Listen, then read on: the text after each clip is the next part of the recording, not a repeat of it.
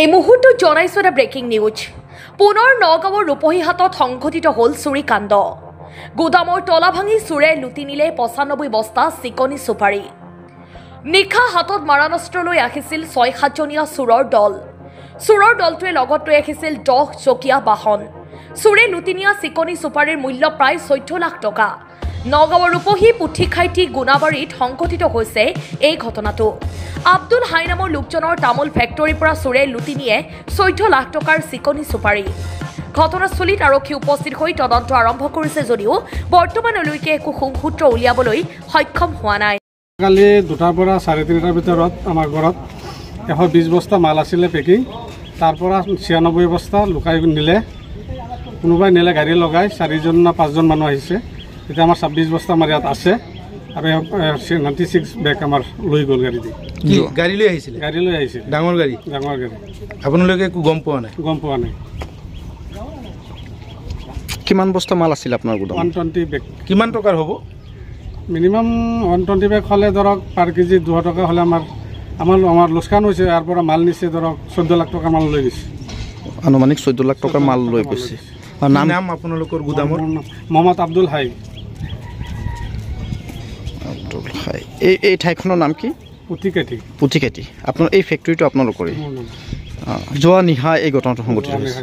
কিবা সন্দেহ হয় নেকি? মোৰ এনেকুৱা সন্দেহ নহয়। আৰু কেইজন লোক আহিছিল? আপোনালোকে চিচি ফুটেজ নিশ্চয় ওলাইছে? চিচি ফুটেজ ওলাইছে নিশ্চয়? চিচি কেমেৰা আছে। কি ডাঙৰ গাড়ী লৈ আহিছিলে? ডাঙৰ গাড়ী লৈ আহিছিল। ডাঙৰ গাড়ী লৈ আহিছিল। এইটো ৰঙা কালাৰ। আৰক্ষীক খবৰ দিছে আপোনালোকে? ইতিমধ্যে ইনফৰমেশ্যন কৰিছোঁ আৰক্ষীক। ইনভেষ্টিগেশ্যন আহিছে? আহিছে, ইনফৰমেশ্যন আহিছে। কিমান বস্তা চোৰে লুটি নিলে? 96 বেগ। 96 বেগ। আনুমানিক কিমান টকা হ'ব? ১৪ লাখ মান টকা মান। ১৪ লাখ টকা। আহি পেলাই চালোঁ কেমেৰাত, চিচি কেমেৰাত ওলাইছে। আমি গম পোৱা নাই। দুটা পিছত পৰা চুৰিটো হ'ল। নিশা ২টা বজাৰ মাজতে? হা। তাৰপিছত মানে আমিতো গমেই পোৱা নাই। আমি চবে আহিছোঁ, আহি পেলাই চালোঁ চুৰি হ'ল। কিমান বস্তা চোৰে লুটি? ৯২ বস্তা চোৰে লুটি নিলে। কি আছিল? কি চুপাৰী আছিল এইটো? শুকান চুপাৰী? শুকান চুপাৰী।